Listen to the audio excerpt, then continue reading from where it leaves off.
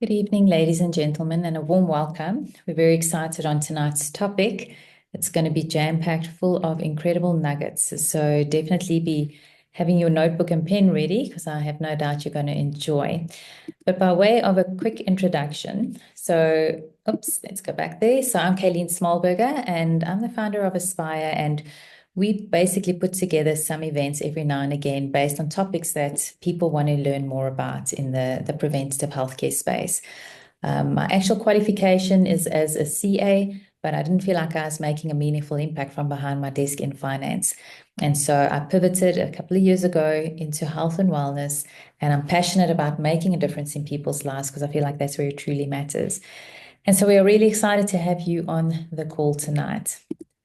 We also have two incredible speakers who are going to be sharing their pearls of wisdom with us as well.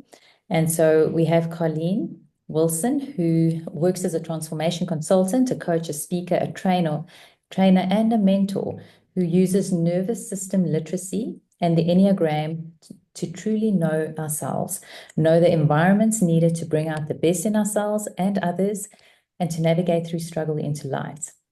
She has a special interest in working with leaders, parents, and teachers who are leading people struggling with their mental health and with neurodivergence. And for these leaders, parents, and teachers to understand how to create environments at work, home, and in schools that are conducive to nervous system restoration and regulation, so that the people with complexity can be helped, not harmed by these environments. So you're going to be hearing from Colleen tonight as well, and she's going to be sharing incredible nuggets with you. And I'm also very excited to introduce Danielle Oldfield. She is an incredible power lady with 17 years in practice as a registered dietitian. And Danielle's absolute passion is gut health and sports nutrition. As the Sharks performance nutritionist for 15 years already, Dolphins ladies cricket dietitian, sports nutritionist for the KZN, elite athlete development players, as well as many school athletes and several Olympians, Danielle is a force to be reckoned with when it comes to imparting golden nuggets on effective nutrition. And you're definitely going to be seeing that tonight. Now, she's passionate about helping people feel that they can follow a healthy lifestyle without doing anything drastic. And I have learned so much from Danielle. She makes it so practical. So I have no doubt that you're going to absolutely love what she has to share. So I'm going to hand you over to Colleen. I'm just going to stop sharing and enjoy. And I will see you after Danielle. Oh, fantastic. Thank you so much, Kay. Just please give me a thumbs up if you can hear me and a thumbs up if you can see my screen. Wonderful. Okay, guys, welcome this evening. Goodness, I have got so much to share with you. And so concertinaing it is quite a challenge. I'm going to throw things at you at high pace. And my wish for you is that you just take one or two nuggets. Don't try and take everything on, but one or two things that land, write them down, implement them in your life, and allow that transformation to have some meaning and some real impact in your life. This is such a big area, parenting teenagers. And I just want to open by saying compassion to you and compassion to your teens. This is not an easy phase of life for any of you, with various degrees of challenge, depending on the household, the parents and the child and the dynamics. But navigating it with awareness and navigating it with some education and some tips and some tools and navigating it with a team of people around you to support you is really important, because this is a pivotal time in our teens' lives. So I'm going to give you some insights and I'm going to give you some strategies. And just by way of introduction, I've got two kids. My son, as we sit here today, turns 16 on Sunday. So this is June 2025, for those that are listening to a recording later. And my daughter turns 21 in September of the same year. So two big birthdays this year. And I have called my kids and my family my laboratory for the last 14, 15 years, which is how long I've been working in the parenting space, with a very particular slant as my kids grew and developed and I saw their complexities, a very particular slant around kids with sensitive nervous systems, kids with complexity. So both my kids are ADHD, both my kids struggle with anxiety. One of them has struggled enormously with depression. and lots of other just challenges as we go. So my work as a transformational coach and consultant in business kind of segued into the parenting space through my own challenges, because I love to understand things, find solutions, do things well, distill it and offer it on. And that's part of what I'm doing here today. So I've had my own laboratory for the last 15 years. So everything that I offer is how I live my life as a parent. And I by no means have got it right. In fact, I don't consider myself a natural parent at all. I find parenting quite overwhelming, and I didn't come into it with that sense of like, oh, this is amazing, and I know exactly what I'm doing. I came into it with a, oh my word, I don't know what I'm doing. I'm not handling this well. There's like a shit show in my kitchen every day. What is going on? And I needed to try and understand and harness that. And really, what I'm going to share with you tonight in terms of parenting with the lens of the nervous system, firstly, and parenting through connection is how I've parented my kids through some really, really, really tricky times. And I can say now where I am with a 16-year-old and a 21-year-old, we have got a fantastic, beautiful relationship through all of this complexity. And I'm going to share a little bit about how that came to be. This is a very different world that we're bringing kids up in. So teenagehood is by definition a challenging period because there's hormonal fluctuations. Our kids are starting to individuate as they go into pre-adolescence. They're starting to push us away. There's all sorts of challenges that we didn't have growing up, no matter how old you are as a parent. I can guarantee you that, I mean, we all know the world's changed even from COVID, even from 2020 to now, 2025. It is a different world. So for those of us that have got our own childhoods 30, maybe 40 years ago, it is a vastly different world. And we, just as we're trying to get our heads around AI and all this fast moving technology, we need to get our heads around the shifting paradigm of parenting, because it's also a different landscape now. Some of the statistics that are coming out in terms of mental health in teens is quite alarming. For example, anxiety is said to be the most common mental disorder in the world across all age brackets. But if you look at the statistics between 2008 and 2018, there was an 84% increase in reports of anxiety in 18 to 25-year-olds. Now, that was pre-COVID, pre-lockdown. So the world's become more stressful since then, and already from 2008 to 2018, there was an 84% increase. So you can just see there's exponential growth in anxiety. The rate of depression between 2006 and 2017 increased by 68% in kids 12 to 17, again, pre-COVID. So those statistics are higher. These are all stats from Dr. Chris Palmer, who's a psychiatrist and an author and a well-known personality in the mental health domain. And then very interestingly is that people with burnout are 3 times more likely to suffer with depression. Now, depending on what complexity your kids may have, if any in the neurodiverse space, but burnout is a thing. ADHD burnout is a thing. Autistic burnout is a thing. And sensitive nervous systems, regardless of diagnosis, regardless of categorization, are more susceptible to burnout. And in the fast-paced world and the high demands that are facing our kids, burnout is prevalent. So now I go back to that statistic. When you struggle with burnout, you are 3 times more likely to struggle with depression. So our kids are dealing with a lot. And that's why I open by saying compassion to you, compassion to them. This is not an easy navigation. So let me dive in and start giving you some real parenting insights, okay? Because I believe information is transformation, or transformation through information. So here's a paradigm shift for you to really consider. Parenting is not a hierarchy, it's a relationship. So down the line, when our kids are teens or older teens and they're not in our house and they're with their friends, our level of ability to control our kids diminishes as they get older.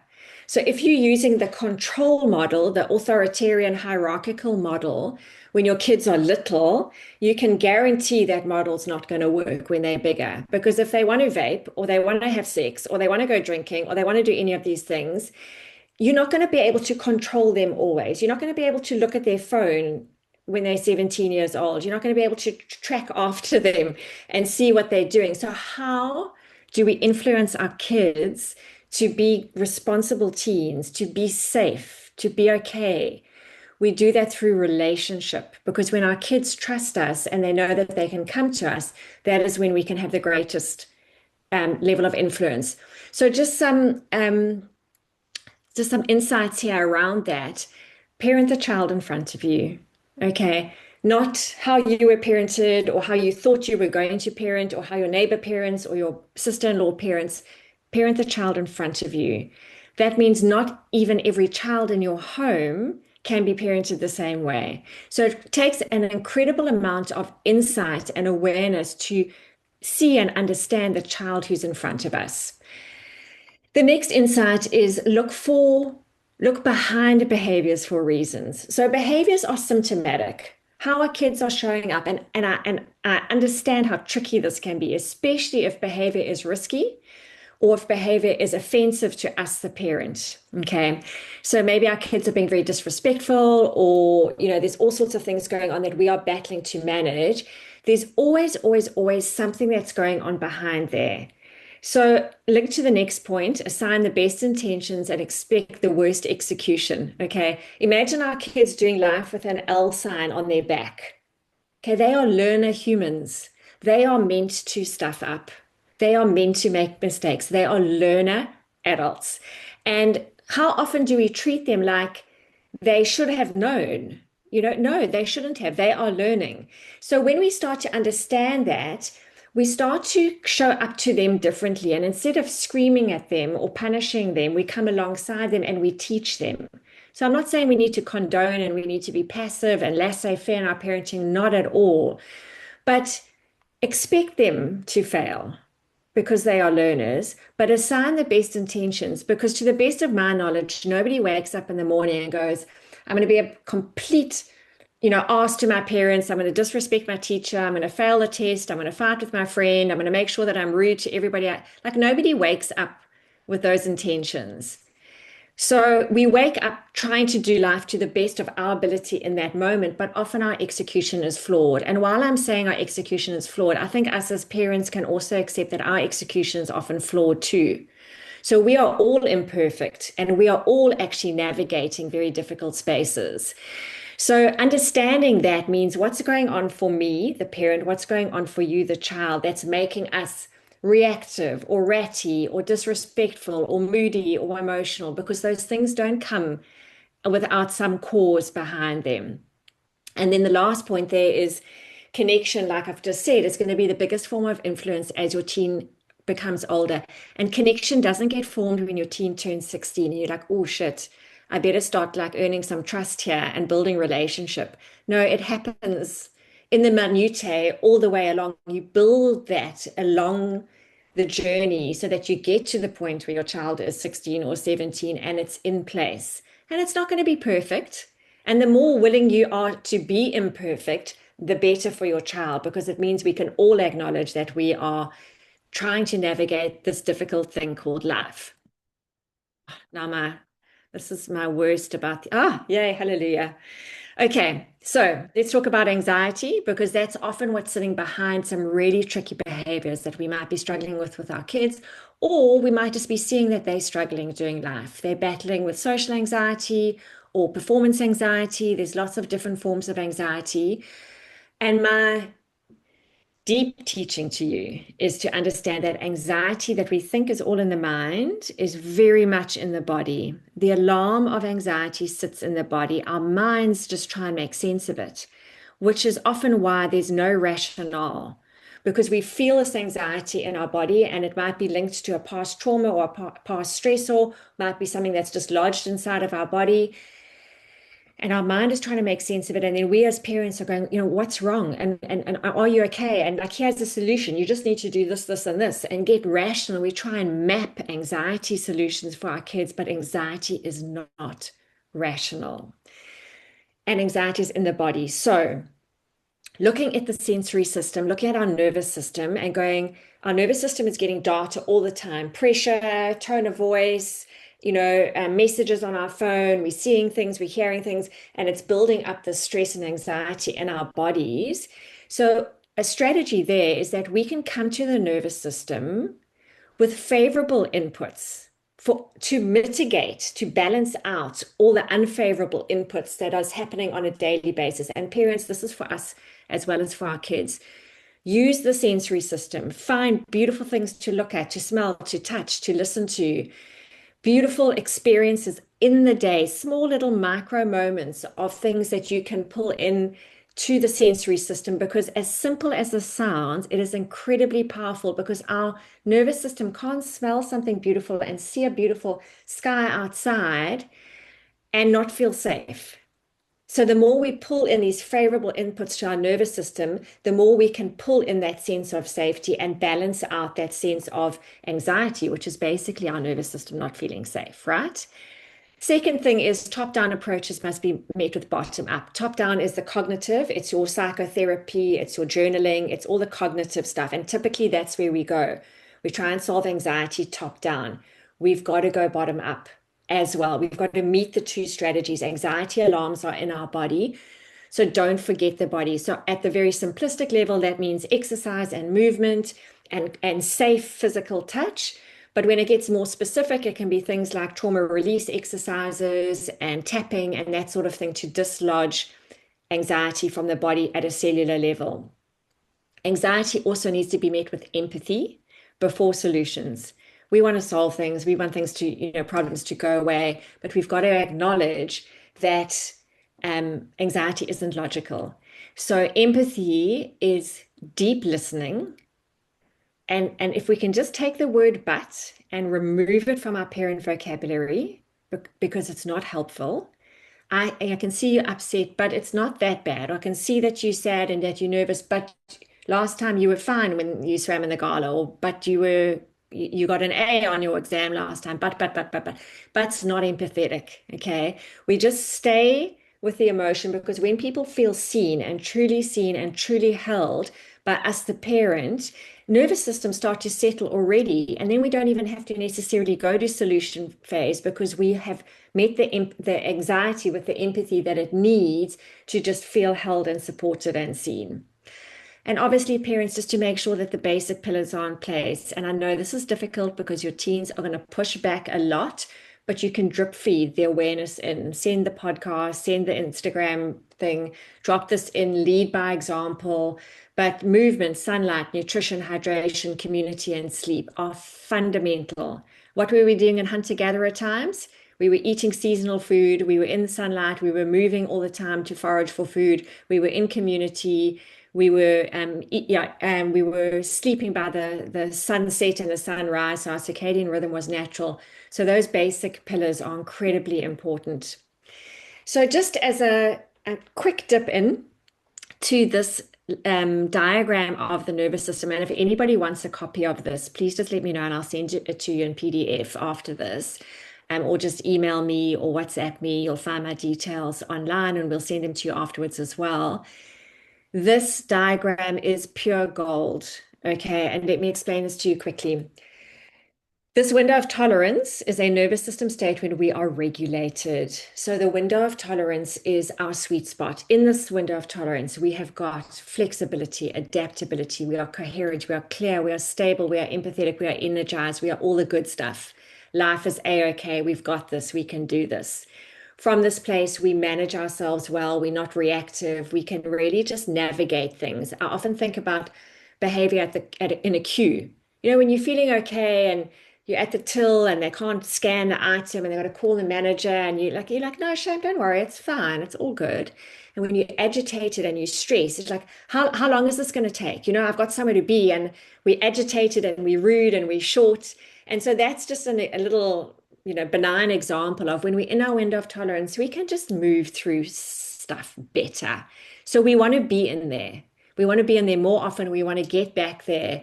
So understanding our teens are very, very, very much out of their window of tolerance for a lot of the time. They might be taken out by hormones. They might be taken out by social pressures. Remember, our teens are connected to, upwards of 3,000, 4,000 people on their socials. Right in our day, we knew our best friend, our neighbor, our cousin, and what was going on here. Our kids have got windows through their friends of friends, and their friends of friends of friends, and they're seeing everybody else's life and everybody else's commentary. And it's huge, it's enormous. So the social pressure is huge. Obviously, academic pressure, sporting pressure, performance pressure, the dynamics at school. There's just a lot pulling them out of their window of tolerance. And then they and we are either in hyperarousal or hyperarousal. So hyper is the agitated, screaming, slamming a door, excitable, just restlessness, defensive, fighty, reactive, racing thoughts, intrusive thoughts. It's that sort of energetic stress. And hyperarousal is the more subdued stress. So in that shutdown, pulling back, withdrawing, rigid, numb, lethargic, can't get off the couch, can't get out of bed, don't want to do anything, quiet, it's that sort of the quiet stress. Either way, these are levels of dysregulation of the nervous system. So when we see this through this lens, we don't then we get to see what's behind behavior. So we don't get so judgy of our kids. Instead of going, my goodness, they are so rude and so disrespectful or so unhelpful or so this or so that, we go, my goodness, they are so dysregulated. And then our job gets to be to pull them back into the window of tolerance. And there's a whole lot of strategies which you can go onto my podcast and listen to and get in touch with me. But there's figure it out. What does your kid need in order to get back into their window of tolerance? And a lot of this, the sensory system and the movement and the empathy is all part of that. But we get to be a lot more compassionate to our kids and see that we are all a bunch of dysregulated nervous systems running around the place as opposed to people behaving badly. So just as I wrap up, I want to say being aware of the jabs, judging, accusing, blaming, and shaming. This language can roll off our tongues very easily and it's very harmful. And there's a better way to parent, and that is the 5S model. This is like therapy at home. When we truly see our kids, when we're able to soothe them in a way that they respond to the soothing, which is very unique to every child. What is their love language? What makes them feel better? What do they need? We create safety through the relationship, we build secure attachment, and then we offer support. So this 5S model, and even when they've done something wrong, they are a learner. Remember the L on the back of them, and we 5S them. And it doesn't mean that there's not consequences and that we're passive and we let things go. It's just that we approach them in a way that's very calming and very regulating to them. So I could say a whole lot more. I'm going to finish off just saying your care of yourselves is incredibly important. Find something. This is my 8S model, something social and or something somatic, safe.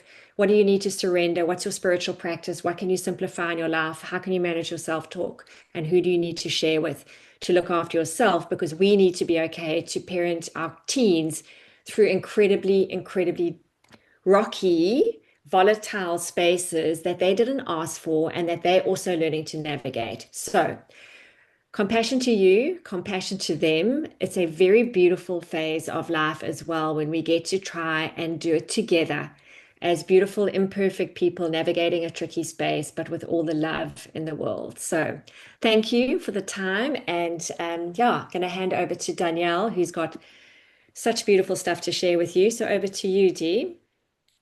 Thank you so much. Yeah, that was lovely. Sure, I've got a 11 and 13-year-old, so I've got all these amazing things to look forward to. I'm already seeing lots of changes with the 13-year-old, and it really just comes overnight. So I just want to see, is it sharing on the screen? Amazing. Okay, and you can all hear me. Yes. Okay, so why nutrition matters in your teens? Well, I think, one of the worst things is the phone, because it dynamically changes what they eat and who they are influenced by. So I really feel that even before we get to this place of teenagers, if any of you have younger kids, you've almost got to just lay the foundation before they become teenagers, because it could almost be a little bit too late. But when we're talking about nutrition, I mean, I'm really passionate about nutrition because I feel like it's incredibly powerful, and our appearance really matters because the body is very honest, right? So your skin mirrors your liver. If your liver is unhealthy, your skin generally looks a little bit yellow and dull. Your posture reflects your fascia. So if you are all hunched over, then you don't have a strong body. Your fat distribution shows what your hormonal state is like. Fluid retention can show what's going on in your lymphatic system. Your tongue, it mirrors what your gut health looks like. And of course, your muscle tone is a marker for longevity. So I really just feel like you can't hide in your own body. And it's really important to try and lay down a foundation of healthy eating with your teenagers, because now they are out the house. Colleen, you already one is there, and then they're on their own. So yeah, you've just really got to teach them or help them along the way what to do. So yeah, the teen growth spurt. So probably the biggest growth spurt is up until 2 years old, but the next biggest growth spurt really is the teenage years. So just to give you an example, like a boy under 9 would grow 3 kilos a year. But if a boy is going through puberty, here now we're talking 9 kilos a year they can grow. And all of this is lean muscle. So it really is a physical transformation, but also it is a mental transformation. So it's just rapid growth of the bones, rapid growth of muscles, the brain changes. There's that incredible book called, I think it's just called Teenage Brain, which is just incredible to read if you haven't read it. They've got a lot of growth hormone going on, making a lot of testosterone. Their calorie requirements are also very high. So at least 400 to 600 calories a day more than when they are over 9 years old. And I think a lot of teenagers also tend to sleep very late, or they wake up and they're not hungry. I saw it with my 13-year-old this morning. I mean, she literally asked for a rice cake. I was like, no, that is not acceptable for breakfast. So it's important that they have the calories. They need a lot of protein, which I'll talk about more under sport, because malnutrition can really delay puberty, and puberty is so important. And I think we have to be very aware of people who don't eat a lot of protein, people who are vegan, people who fast a lot, as well as eating disorders, which is not only actually now only amongst girls, but also amongst boys. And then we've also got a lot of the nutrients that are very necessary. So when we're looking at key nutrients, it's not only about, well, how many calories do we need, but it's really like the quality of what we're actually giving them. So protein is always an interesting one. I feel like I'm banging on about protein all the time. But if you've got a child who's very sporty, they need a lot of protein. But even if you've got a child who just really wants to do well and who needs to concentrate, so the sort of math sum there is about 1.5 grams of protein per kilogram that they weigh. And it's quite a good exercise to do if you've got a 60-kilo son, for example, then he needs to eat an absolute minimum of 75 to 80 grams of protein a day. And we've got so many incredible apps, not that I like people to go and put everything through an app, but if you have to work out how much that is, it's having 3 eggs for breakfast, it's having a full chicken fillet, let's say, in his lunchbox with 50 grams of biltong, and when he gets home, at least 100 to 150 grams of a piece of steak. So you can see now that's actually quite a bit of protein, and you might have a child who's very keen to eat that, but if I look at my 11-year-old, real push to get her to eat protein, and it's important for muscle growth, for development. We don't want to create stunting. So I normally use the tool like, don't you want to be taller? And it really is true. If you have a malnourished child, they're definitely not going to potentially reach the height that they can. And then calcium and vitamin D is also very, very important for teenagers, especially for their bone density, because when we get to 30, that's it for our bones. You know, we need to really lay down these good, strong bones in our youth. So, and I think calcium, a lot of us think that calcium just comes from dairy. Dairy doesn't actually have that much calcium. Found a lot of calcium in fish, like the little bones in your fish, in almonds, in broccoli. You do get it a little bit in yogurt as well. And then iron. This is such an important nutrient for our teens, for energy and for cognitive performance, so for learning. And one of the classic symptoms of low iron, which for any of you who might have teenage girls, it's having a headache, it's feeling really tired, it's feeling really dizzy. It's, when I say breathlessness, it's almost like they feel like they're a little bit short of breath. They've got the dark rings under their eyes. If you pull their eye down, you'll see it's quite white as well. And so this is often a symptom of low iron, very, very common in girls. So I highly recommend, and you can't just take iron. You really should always check. It's the same like vitamin D. I always say to people, don't just go and take vitamin D, go and check your vitamin D, and then see if you need to supplement. And then omega-3, so this is quite a big one actually for brain health. So I have a daughter who's actually, after a whole year long journey of trying to decide what sort of spectrum she was on, we've discovered that it's ADD, not ADHD, and how important the omegas are for brain health and how it affects cognition. So, and not only, I guess, now as teens that we're talking about, it really is throughout life. So it supports the neural growth in their brains.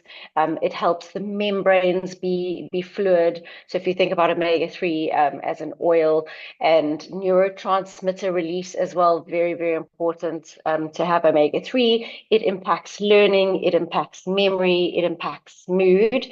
And then also very, very good for ADHD and ADD support. If we're trying to get someone to help them with ADD, we generally put the protein up very high, and we try to increase the fats in their diets, the flaxseed oils, chia seeds, avocados, the walnuts, things like that. And as well as a 2023 study showed that omega-3s also actually help to reduce depression, which Colleen spoke about, which is actually just so relevant and rough. When I think about like more the 15, 16-year-olds, actually, I notice a lot of them really, really battling with a lot of anxiety and depression, which then brings me on to the fiber and the whole grains for digestive health.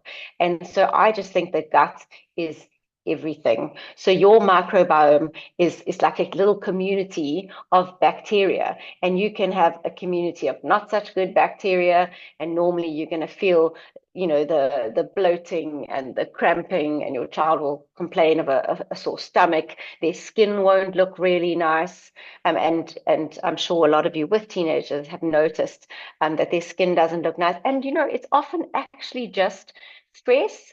And teenagers eat really badly. They love sugar, they love ice cream, they'll just grab any sort of snack. So yeah, I think if you can create a good microbiome, which is a whole other topic on its own, then that plays a vital role in how they actually absorb nutrients. It plays a role in their immune system, and it plays a role in their mental health. So 90% of your serotonin is made in your gut. So if you don't have a good gut, how can you actually try to even make enough serotonin, which makes us feel happy and makes us sleep really well? And then when we're talking about neurotransmitters as well, we're really talking about mental focus. So nutrition has a direct impact on neurotransmitter balance. And when we want to concentrate, we are looking at dopamine. Okay, so dopamine is our high cognition, it's our focus neurotransmitter. And sugar plays such an essential role in dopamine balance. So that's what we want. We want nice dopamine balance. We're able to sit here, you're able to listen to me nicely, you're concentrating on what I'm saying. And if you don't have enough sugar, so now we're talking about teenagers who's studying, right? They're not having enough sugar. Maybe you've got a teenage girl who's trying to cut down on her carbs, let's say. Then they're going to have low dopamine. They're going to feel irritable. They're not able to make enough dopamine. So that's not really good. Then on the other side, you might have a teen who absolutely loves sweets. They're sitting at their desk and they're popping sweets, or hopefully not a Monster drink or some sort of energy drink. And then what happens, that incredible rush of sugar, their sugar goes up very, very high, and then dopamine follows. But then if the dopamine goes up too high, it's the same like when they're playing games on their phone. High dopamine actually worsens the stress response, and it can actually cause brain fog. So while dopamine is great to concentrate, too much dopamine actually can cause this whole sort of foggy brain. And then of course can also high dopamine can lead to addictive behaviors. So it is really important what they're eating to have good sugar control. And I'm sure for those of you that, I don't have to tell you that your sort of cakes, sweets, biscuits, etc. is going to cause a sugar crash. And for more stable sugar control, we really want them to have more of the whole grain foods, giving them sweet potato or even a fruit, oats in the morning, or choosing a seeded bread instead of the like a white bread. Your omega-3s, which we spoke about, is also linked to memory and to learning. So better abstract learning, better memory, better overall brain performance. And even, if we just go right through to us listening here and to as we get to over 65, just, to prevent cognitive decline, because it is a real thing that 1 in 6 of us will have Alzheimer's. My grandfather also had Parkinson's. So he's Italian and he lived to 95 actually. So he got Parkinson's very, very late. I would say at about maybe 88. And his trick was he had a tablespoon of olive oil every day, and he ate bananas and dates. He was like the healthiest person I knew, moved around, and he really was incredible. He lived on his own in his own little house until he was 92. Yeah, and then the cognitive decline took over. Iron deficiency, really important. I actually have just put my daughter back onto iron. Maybe Colleen can relate sometimes, when our children come to us and they moan about all their symptoms and how they're feeling, you sort of, well, drink something, eat something. And then I go to work and I think, actually, if she was my client, I would tell her she needs iron. So I went out and bought her some iron. So iron deficiency is tied to poor concentration, because if you don't have enough iron, it means you're not eating enough protein, and protein is the building blocks of your neurotransmitters. And then of course your junk food is definitely linked to sluggish thinking because of the sugar rise and the sugar dips. And it's also related or connected to mood swings, I should say, because of the gut. It really just does destroy the gut. And so you're probably asking, well, what are all of these good foods? So they're all really colorful and they're really all healthy looking.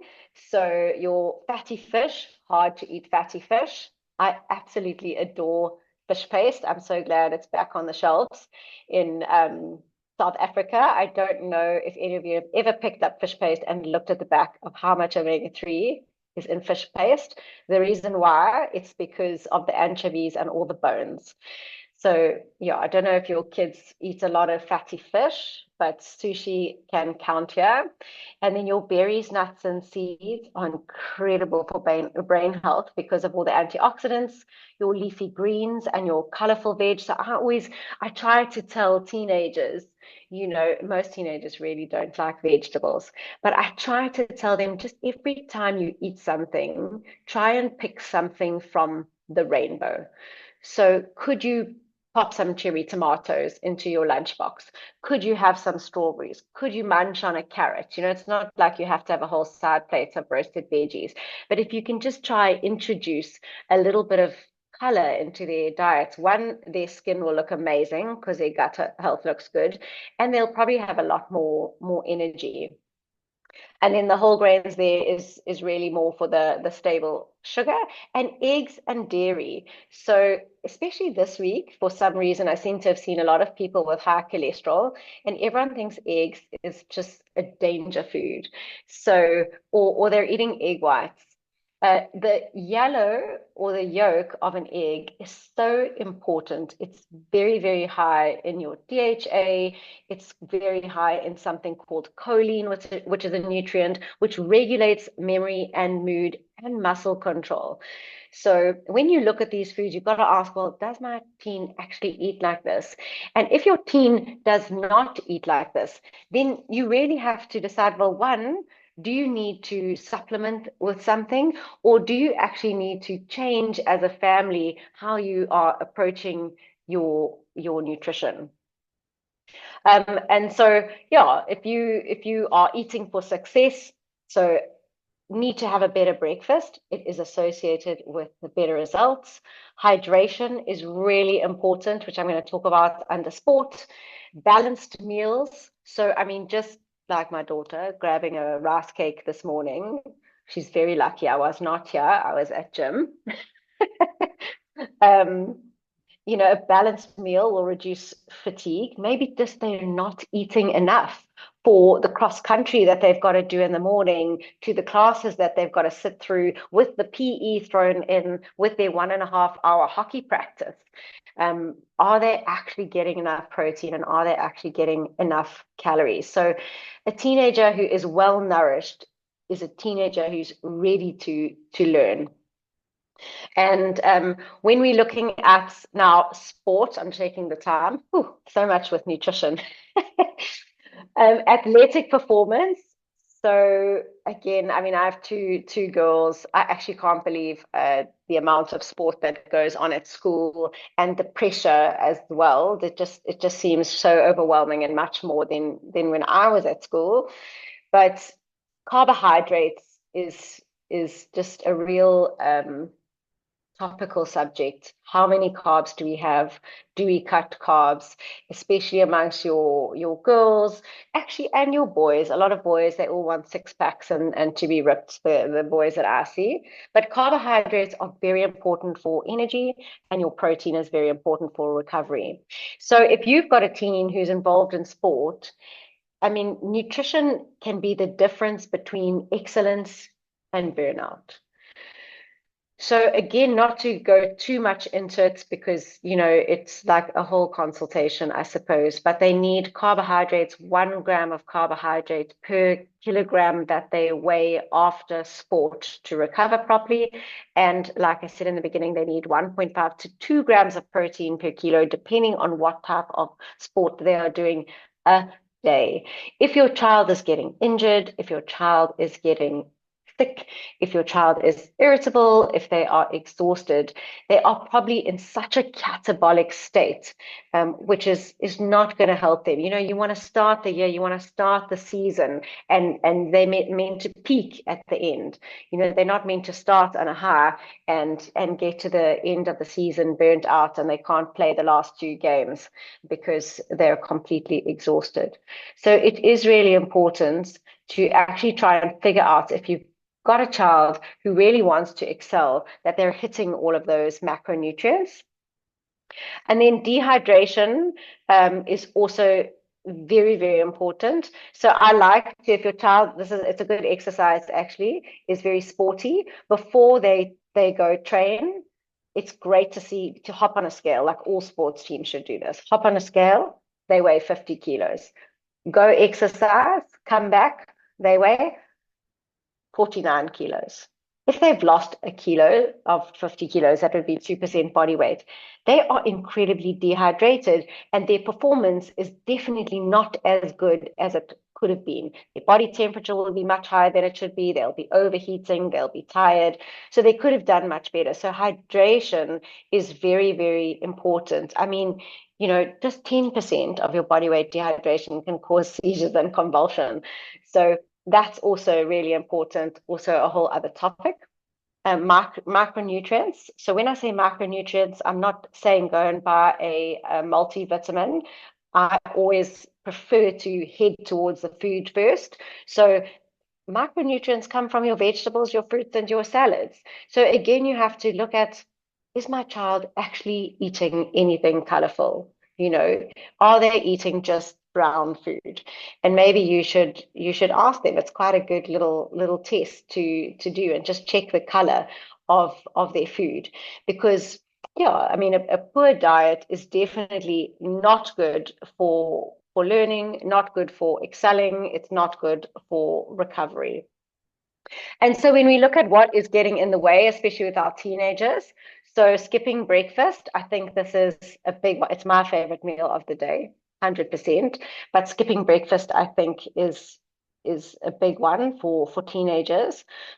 The processed foods and the sugar overload. I mean, it's just out there. You have to go look at the school tuck shops just to see that. I mean, often I open my daughter's lunchbox, and if she'll get like 10 rand from a friend, or they've got 20 rand, it's, well, of course they buy the sweets. So yeah, I think that you've really just got to educate them.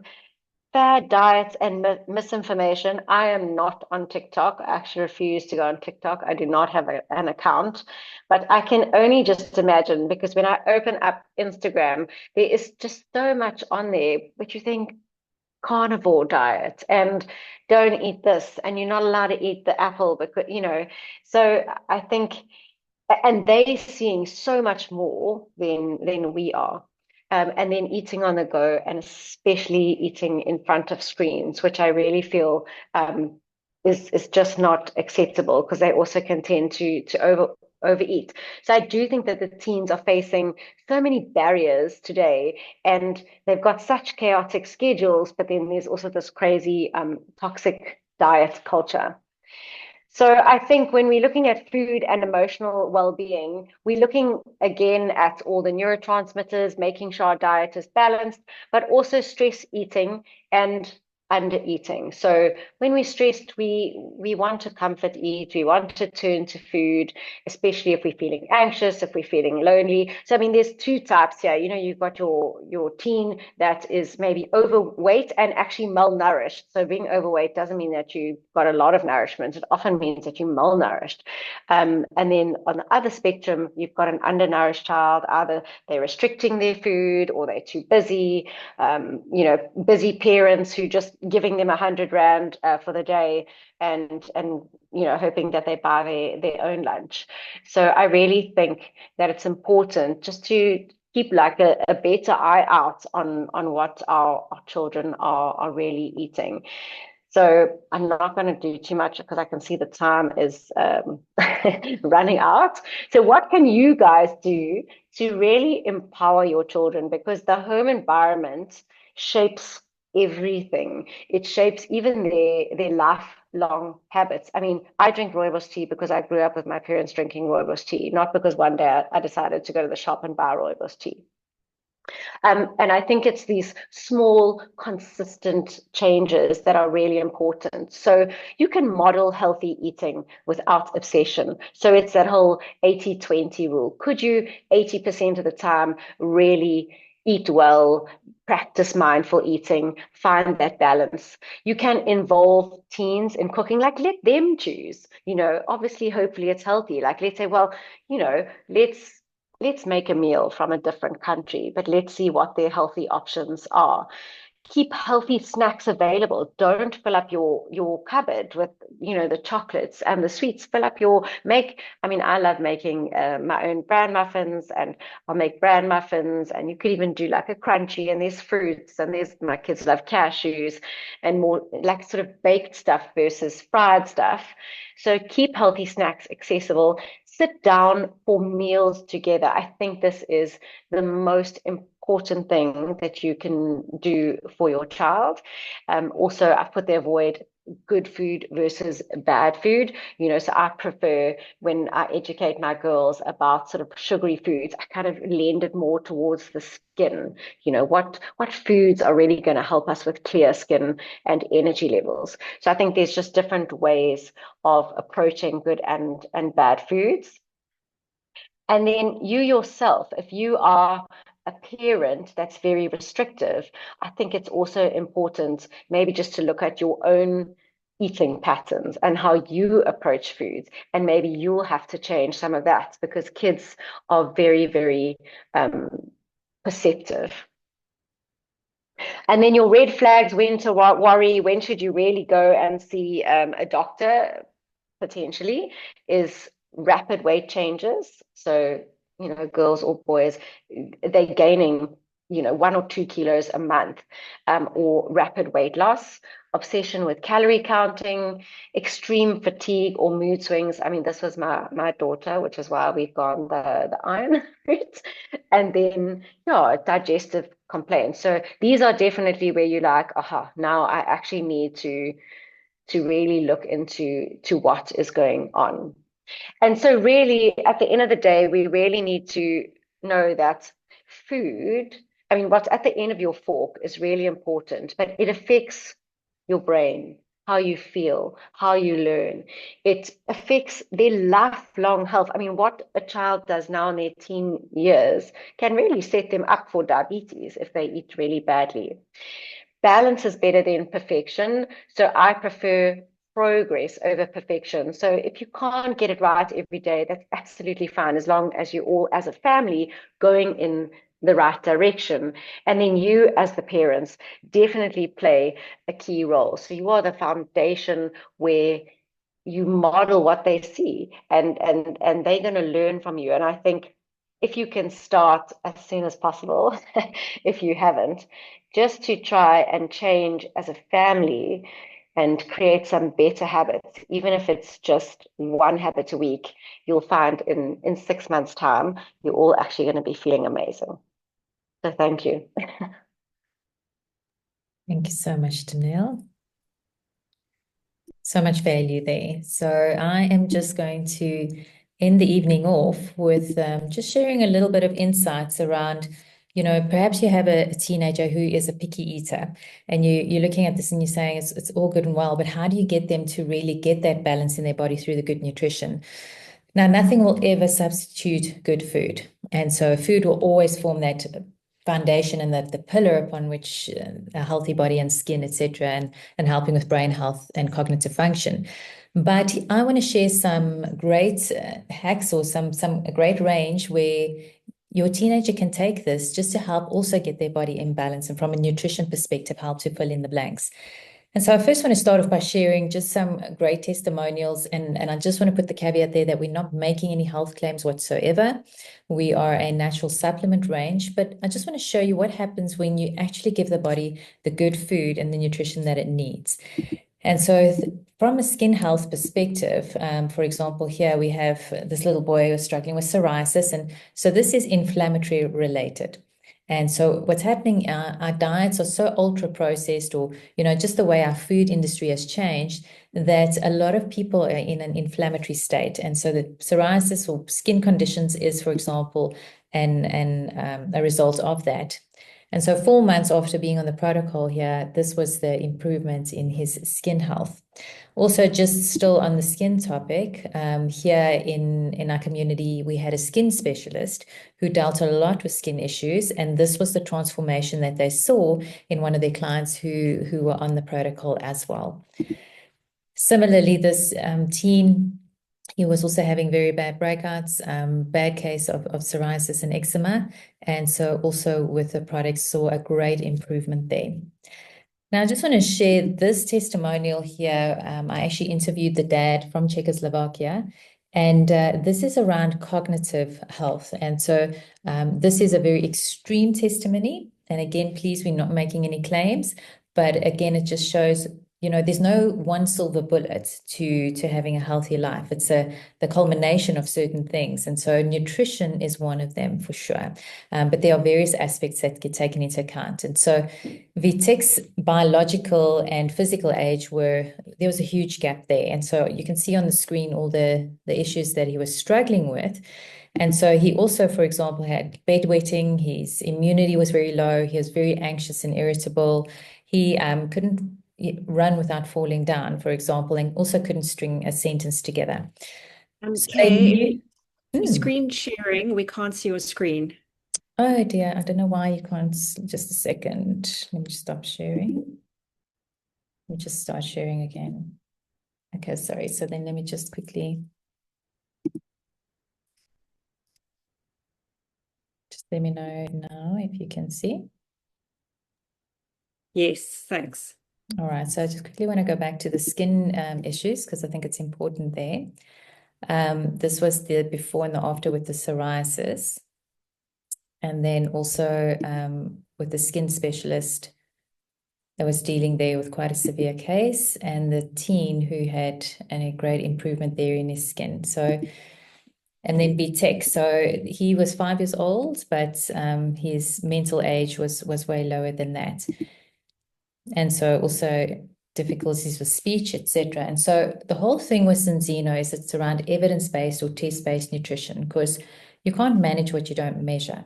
And so when they did his first test, they knew that he would be inflamed, but at least now you know the baseline and the starting point. And so his inflammation was 39.2 to 1. It should be at least 3 to 1. So it showed he was chronically inflamed. They then put him on the balance oil, which is an omega-3 blend, and they put him on a supplement, which I'm going to share a bit later around, that helps with stress and anxiety and better sleep quality. Now, they did do other therapies, and so it included swimming, ergotherapy, physiotherapy, etc., because, like I said, nutrition isn't the only thing with supplementation. But when they did his second test, and that was 5 months later, his inflammation came down to 4.9 to 1, and that's a drastic shift. And so they already saw the improvement where he was speaking better sentences, could run without falling. He wasn't bedwetting anymore, also wasn't getting sick as often. The anxiety and irritability also lifted to a large degree. Then they realized the importance of gut health, which Danielle also harped on, very, very important. And they introduced the prebiotic. So there they started seeing the gap between his mental age and biological age started closing nicely. His ratio came down after 13 months to 3.5 to 1, so almost in balance. And they were seeing a significant improvement in the pronunciation of his words and just how he was communicating in general. When they did the fourth test, it was 2.3 to 1. And he's basically in a normal school now with assistance, but he's doing extramural activities. He takes part in class, does his homework, and so well integrated in the school that is attending. So this just goes to show that when you actually give the body what it needs, and this is just, it is in Czechoslovakia, but the comparison of the test results side by side, which is always great to see. So that's where basically now you can manage what you measure. Now, I just want to quickly touch on, I'm not going to go through all 17 health benefits of an omega-3, but Danielle highlighted the importance of an omega-3. And I mean, when you go into the stores, there are loads of different brands. And so I'm also happy to share the article that shows there are clinical studies and evidence that backs up these health claims. And this is independent. It's not Zinzino making these claims at all. But a good quality omega-3 helps alleviate depression and anxiety. Also shown to support the symptoms with ADHD, so those highs and lows, the hypersensitivity, the mood swings, the lack of concentration. Also things like violent outbursts, schizophrenia, bipolar. So to have a good quality omega-3 just helps to also alleviate those highs and lows. And then interestingly, omega-3 helps with the menstrual cycle process. And so a lot of girls, for example, it's a very debilitating time of the month for them because of the pain or the flow, for example. And so it really can hinder even a school attendance, for example. And so that's where an omega-3 is vital to help with regular and also reducing the pain with the menstrual cycles. Also clinically proven that it helps with healthy skin. But not all omegas are created equal. And so that's where Zinzino is disrupting the supplement market with their formulation. And so I want to share this short video, which is going to explain what makes balance oil and omega-3 different. This is Dr. Paul Clayton. So when the Danish physiologists Bang and Duerberg first went up to Greenland, studied the Inuits, looked at their diet, and wondered what was protecting them, they thought that omega-3s were a part of this, and they were half right, but totally wrong. Because what protected the Inuits, what creates this anti-inflammatory condition, is the combination of the omega-3s and the fat-soluble polyphenols. It's a binary weapon. And by taking just one of those ingredients, you don't really achieve very much. What balance oil does, it restores those polyphenols. And now you have something that is not really a fish oil, it's more like oily fish. The other oils don't have the polyphenols, they add vitamin E or some other kind of nonsense like that, and it's totally ineffective. It's not the right combination. In nature, you never find these long-chain omega-3s on their own. They're always combined with these lipid-soluble polyphenols. They go together, they lock together, they march in lockstep. And that's what the Zinzino products do. They put them back together, and the combination is so much more effective than the sum of its parts. True synergy. Now, the beautiful thing is that we have these tests that are independently validated by a lab in Oslo, Norway. But this is like the dashboard for the body, because now you are able to see what is the state of inflammation in your body, how healthy are your cells, right down to a cellular level. What is your cognitive health looking like? So brain health. And we have a protocol that you take, and after 4 months of being on the protocol, you do a second independent test, and now you are able to compare and see how the body is coming back into balance. So now there's no more guessing, because if you're not testing, in essence, you are guessing, because you can't take a look at your teen and say you are this healthy or you're not inflamed. But now at least you know what you're working with, and so you can manage what you measure. And so we even go right down to a fatty acid level. And so here you can see that this lady, she was 90% deficient with EPA. EPA is an omega-3, which is vital for brain health and cognitive function. And within just over 4 months, she was perfectly in balance. Now, the great thing is we believe that you add before you subtract. So we're not going to be expecting 101 changes to lifestyle, because we know that your teen isn't going to want to do it, and it's human nature. But by just taking the protocol every day, adding that in, this is the kind of results that we are seeing. And so just with regards to the balance oil that Dr. Paul Clayton touched on, I want to mention that the formulation, it doesn't smell fishy and it doesn't taste fishy whatsoever. And I think that's oftentimes when you just the thought of taking an omega-3 puts you off because of that. But that's where Zinzino's blend, because of the olive oil and the polyphenols, doesn't smell fishy or taste fishy. And also you take according to age and body weight. So it's unique because your omega needs are different to your teen, for example. Now we have 3 flavors available in South Africa. We have 2 citrus flavors, and then we do also have a tutti frutti flavor, which is like a Wix bubblegum. It literally was approved by kids, but it is a great blend. The formulation is the same, so even adults can take it if they prefer. Now, Danielle touched on gut health and the little microbiome community, and that's where the Xenobiotic is an excellent formulation, which is a prebiotic. So it is different to a probiotic. A prebiotic, which is what this is basically the good food for all your little microbiome. And so that's why this will ensure that your teen is enjoying that whole gut-brain connection is healthy, that they are regular, that this also impacts cognitive clarity, mood, for example, hormonal production. And so this is such a great addition together with the balance oil. Now, the next product is really a winner. This is if your teen is very moody, for example, or they are anxious or stressed, then I just want Dr. Paul Clayton to, in a very short video, explain around the Viva. Viva is amazing and it's life-changing. It's a new way of improving the way you feel, mood in particular. And in fact, I was involved in a study in Australia where we demonstrated that. It's extremely effective at very rapidly improving low mood states. And since then, other people have done further studies showing that it's equally as effective in adolescents and youngsters. Now the nice thing is this is a spice, it's a food extract, completely safe, no side effects, no toxicology, works immediately. And the really interesting part is saffron works from day one. It's amazing and it's life-changing. So the Viva really is a brilliant supplement, and it's very fast acting. And because it's 100% natural, there's no side effects and it's non-addictive. So we also have 3 clinical studies linked to this, and one of them is around anxiety in adolescents and youth, and as well as depression. So this is such a great addition for, as and when it's needed, just to help lift the mood and help with focus and concentration. And then the last supplement I want to show you before we land this plane is the Extend, which is a multi-immune supplement. Now, Danielle touched on various elements that's vital for health, whether it's iron or vitamin D and various aspects. And because we are not getting from our foods everything that we need, it is really advisable to be taking a good multivitamin. And so the Extend is a 2-in-1 supplement that has 23 vitamins and minerals, and it also has phyto and micronutrients. So basically, we're putting the good stuff back in the body. And so that's really filling the blanks where, for example, your teen maybe isn't eating nutritious food. Maybe they're not a good eater. So then at least this will help fill in the blanks.